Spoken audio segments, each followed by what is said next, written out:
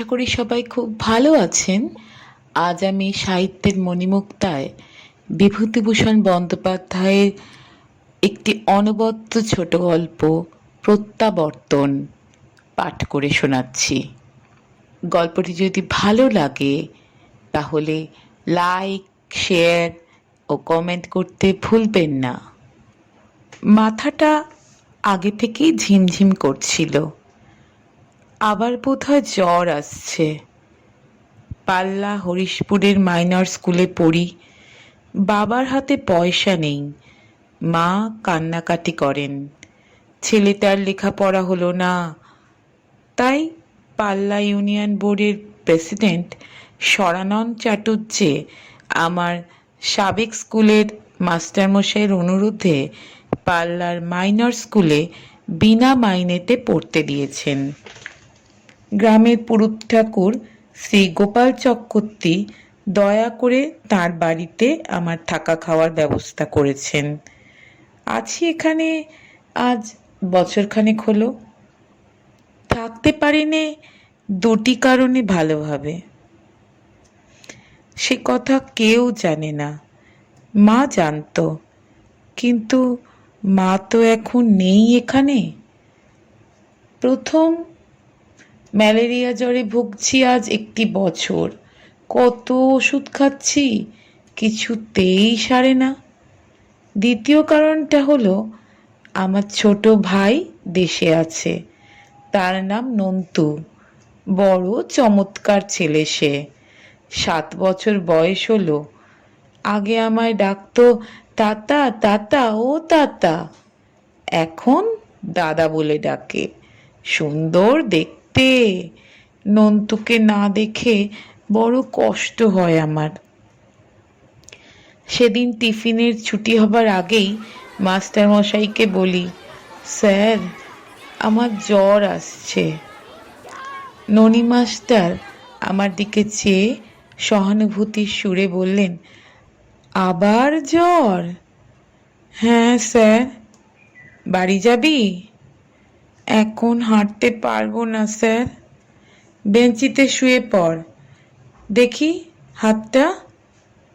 হাত আর দেখতে হলো না। গায়ে হাত দিয়েই বললেন, এ বাবা বড্ড জ্বর যে, গা তো পুড়ে যাচ্ছে একেবারে। শুয়ে পড় শুয়ে পড়। শুয়েই পড়ি বেঞ্চিতে। তারপর জ্বরে কখন অজ্ঞান হয়ে গিয়েছি। যখন জ্ঞান হলো তখন আমতলার স্কুল বোর্ডিংয়ে আমাদের ক্লাসের গোপালের তক্তপোষে শুয়ে আছি। গোপাল আমার পাশে দাঁড়িয়ে বললে, কেমন আছিস বিনোদ? সে কোথা থেকে দৌড়ে এসেছে। গায়ে ঘাম, মুখ রোদে রাঙা হয়েছে। বললাম, দৌড়চ্ছিলি? হ্যাঁ, ষাঁড় তাড়াচ্ছিলাম। হেডমাস্টারের কপি ক্ষেত সাবার করেছে। আমার গায়ে হাত দিয়ে দেখতো জ্বর আছে? বেশ আছে। বাড়ি যাবি নে? হাঁটতে পারলেই যাব। তাই যা, এখানে শোবার জায়গা নেই। কোথায় থাকবি? বাড়ি যা।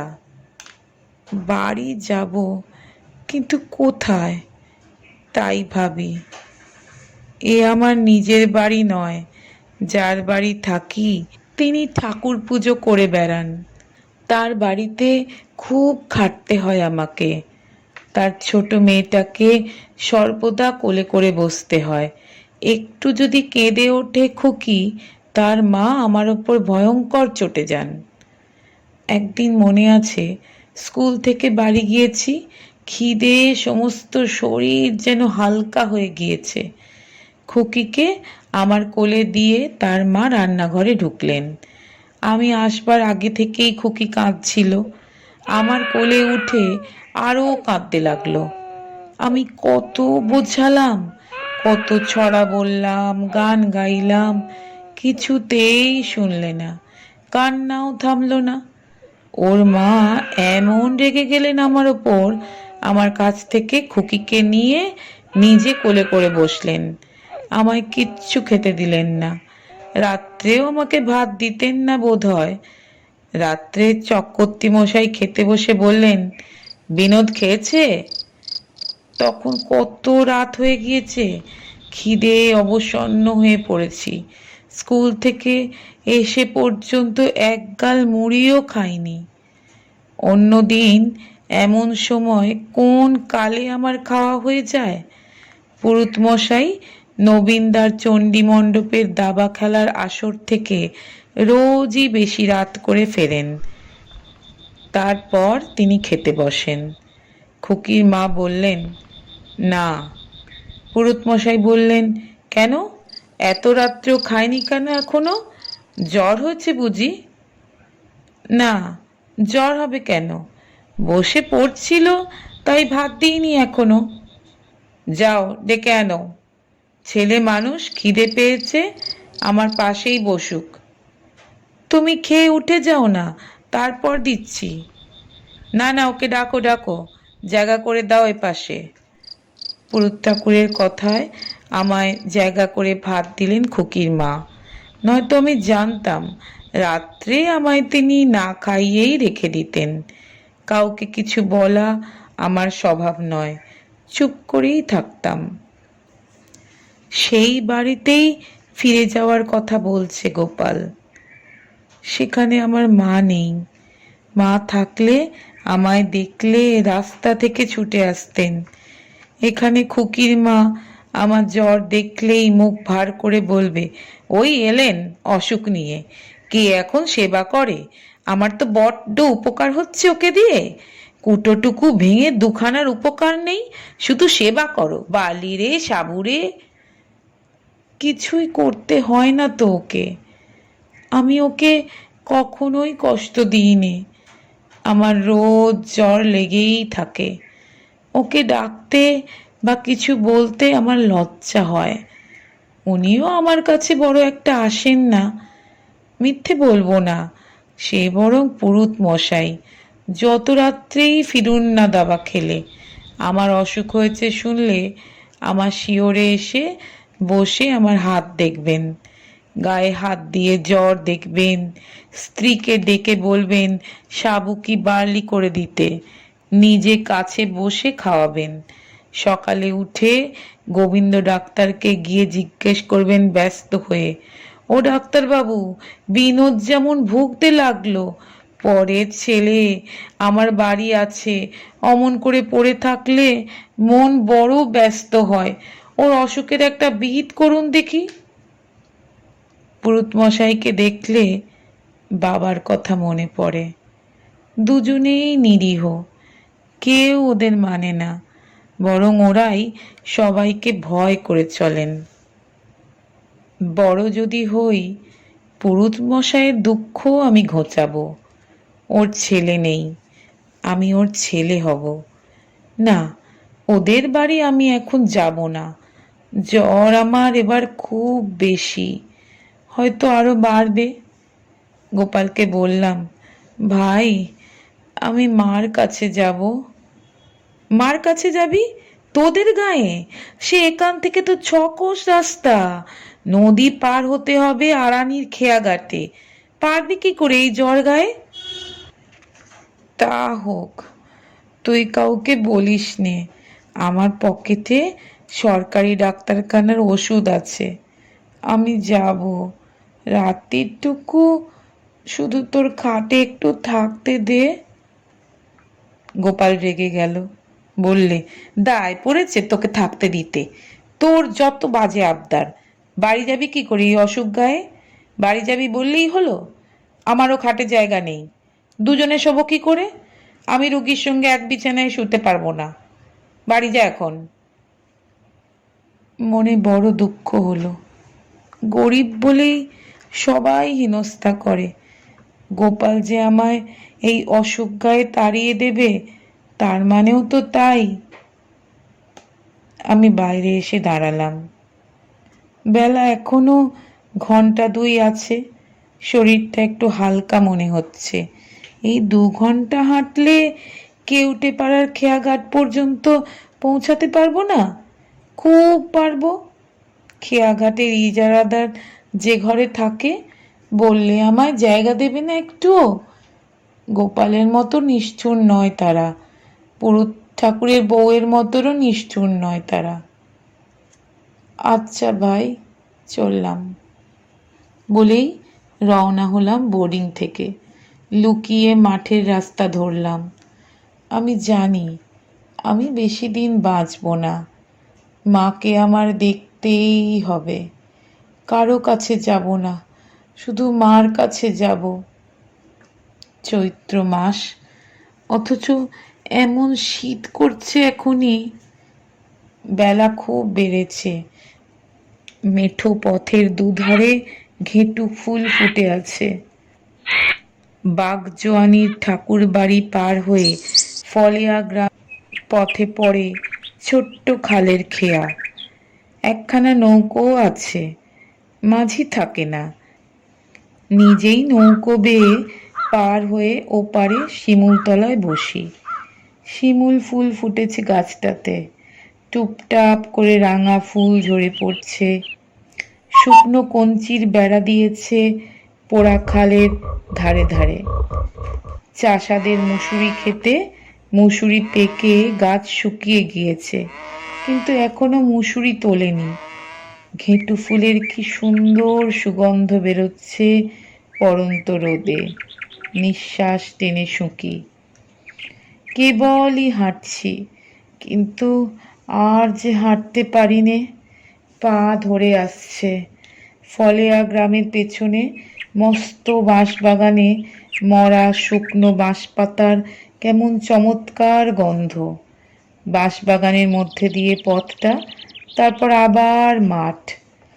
মাঠের মধ্যে বড় একটা যজ্ঞি ডুমুর গাছ। থলো থলো যজ্ঞি ডুমুর পেকে টুকটুক করছে গাছে।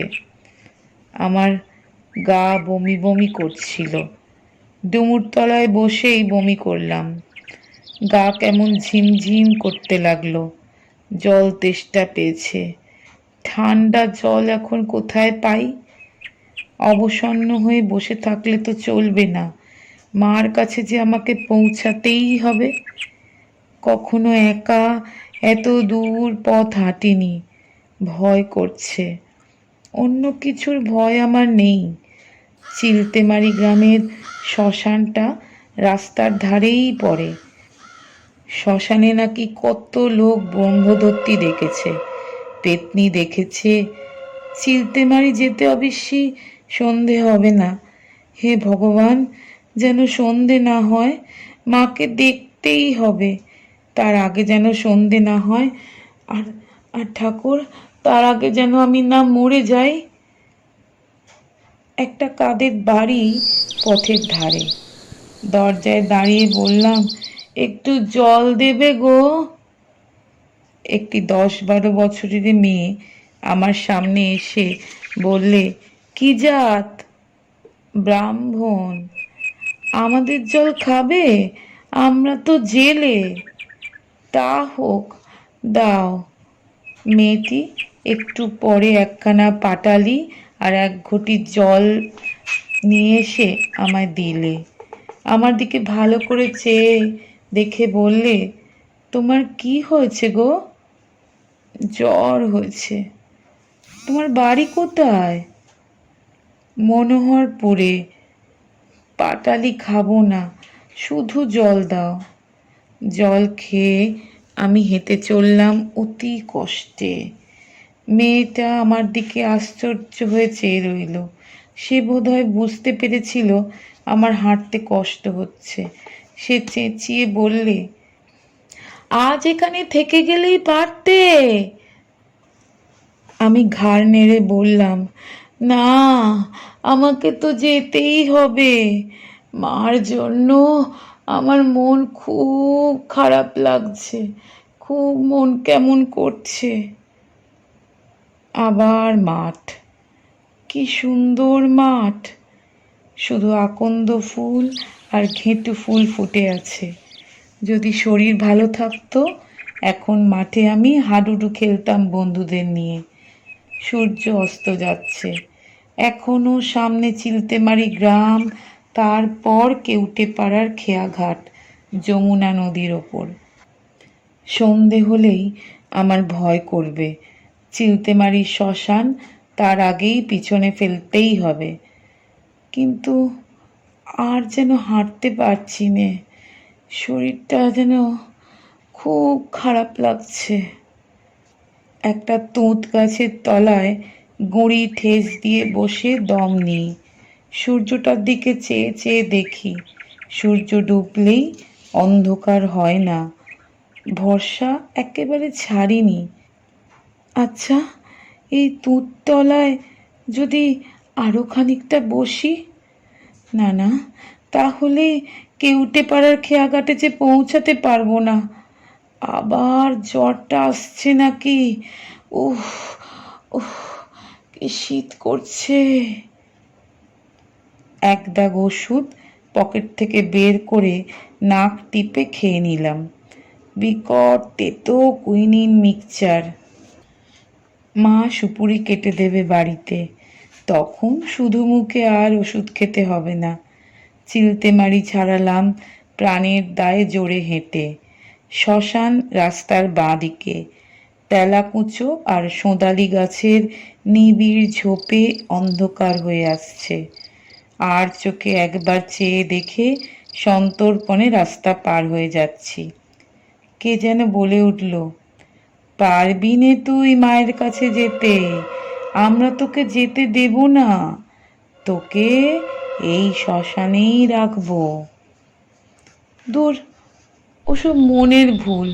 রাম রাম রাম রাম রাম। এখনো অন্ধকার হয়নি। অন্ধকার না হলে ওসব বেরোতে পারে না। রাম নামে ভূত পালায়। সত্যি কিন্তু আর হাঁটতে পারছি নে। কেউটে পাড়া এখনো কত দূর। ওই দূরে বাঁশবন দেখা যাচ্ছে কেউটে পাড়া গ্রামের। এখনো অনেক দূর। এই বড় মাঠটা পার হতে হবে। জনপ্রাণী নেই। এই সন্ধ্যের সময় মাঠে কেউ দেখবার নেই। কেন যে গোপাল আমায় তাড়িয়ে দিলে বোর্ডিং থেকে। আমার ভয়ানক জ্বর এসেছে, আবার জ্বর এসেছে। উফ, কেউটে পাড়া কত দূর। চোখে যেন সর্ষের ক্ষেত দেখছি চারিদিকে। পুরুত ঠাকুরের স্ত্রী রাগ করে বলছেন, মা গো, ছেলেটা শুধু জ্বর আর জ্বর, পরের আপদ কে দেখাশুনো করে?